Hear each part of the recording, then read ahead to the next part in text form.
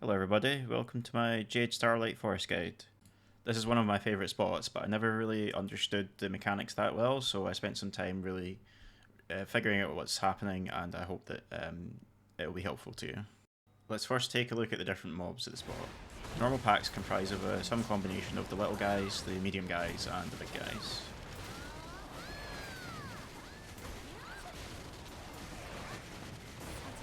Medium guys are your worst nightmare because they love to iframe and jump back, and that's one of the reasons why AoE is quite important at the spot. They also have an attack that can bound you through frontal guard. Knockdown resist does not save you from this. The big guys also have an attack that can stiffness you, but it's not really that big of a deal. It doesn't seem to happen all that often. When you kill one of these normal packs, you'll sometimes get a notification that elite monsters are going to spawn. This is either going to be 3 of the little guys, which I call the little bros, 2 of the medium guys, which I call the twins, or 1 of the big guys, which I call the chonker. The main difference with elites is that you can pull them much further away from their totem, usually to roughly the distance of the next pack without them resetting and going back to their original location. Here you see me pulling a set of twins and a chonker all the way to a set of little bros. I don't really group them up very well, so it still takes a while to kill them.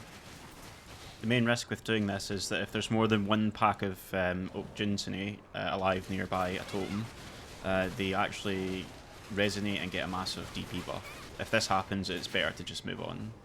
When you kill any of the Jinsuni, they apply a DP debuff and explode for a hefty amount of damage to any nearby monsters. This makes it a very good strategy to focus the small guys in a large group so that they'll explode and you clear the rest of the pack faster. There's also a boss that spawns sometimes that she gives some extra Caprus and Ancient Spirit Dust, but sadly she doesn't drop any trash loot, so it's always a trash loss for your hour when this happens. You just want to kill her as quickly as possible. You can't ignore her because she makes the nearby Jinsuni hide and unattackable.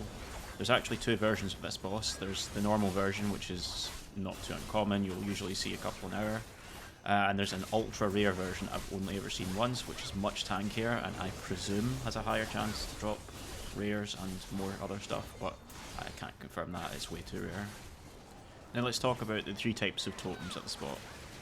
First we have the Braziers, which give you an AP buff. This buff will refresh as long as you stand in the fire. Next we have the Totem, which enables you to CC monsters in the region once you've destroyed it. Here you see me float the big guy after the Totem has been destroyed. Just there. And finally the Lamps, which knock down everyone in the region, including you, and then do knockdown circles in the area that knock down only you, not the mobs. This can go through frontal guard, so if you're lazy like me, you might want to run knockdown resist to counter this.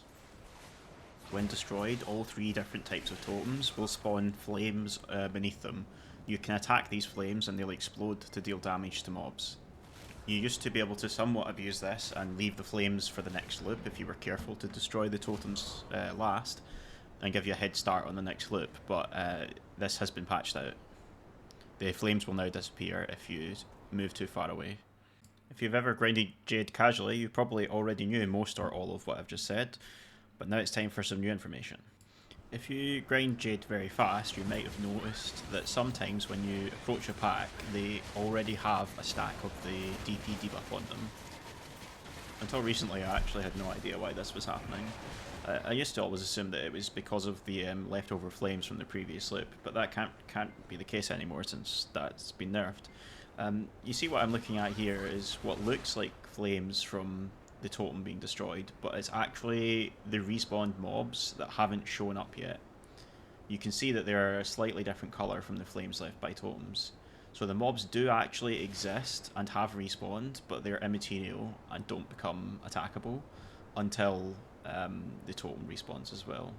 It's similar to the state that the mobs go into when you drag them too far away from their original totem. Interestingly, even though you cannot attack them, that doesn't mean they can't be affected by the fire left on the ground by destroyed braziers or the smoke left by destroyed totems. This ground effect applies the DP debuff that lasts quite some time. So what happens is the monsters respawn and get affected by the DP debuff, but you can't see them yet. This means the spot's very momentum based. You always want to be doing your loop quickly enough that by the time you get around to the pack again, after destroying a Brazier or a Totem, you have a chance to attack the mobs when they already have the DP debuff. So what does this mean for our strategy? This means that when you have a lamp in a pack, you want to kill the lamp as quickly as possible to knock down the monsters and get a move on to the next pack. But when you have a Brazier or a Totem in the pack, you want to try delaying it towards the end of the pack and not focus it as much, so that the DP debuff will be on the ground for longer when the respawn comes in.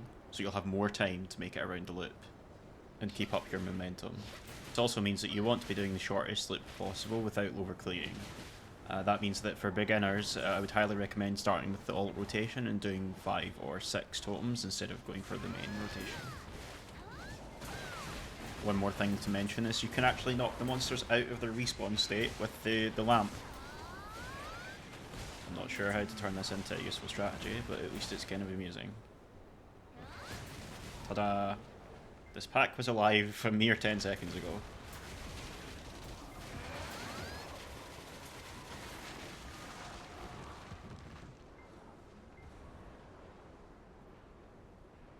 And look, more flames. Already respawned, you just can't attack them yet. Here are some strategy summaries and setup summaries for different clear speed levels.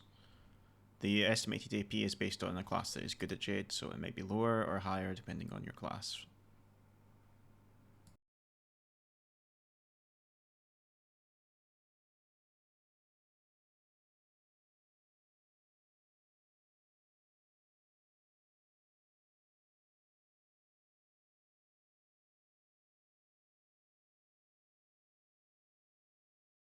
And finally, some grind sessions. I didn't actually research the spot properly until after I recorded these sessions, so you'll have to forgive me for not re-recording these. I think the Succession Maegu performance was pretty good overall.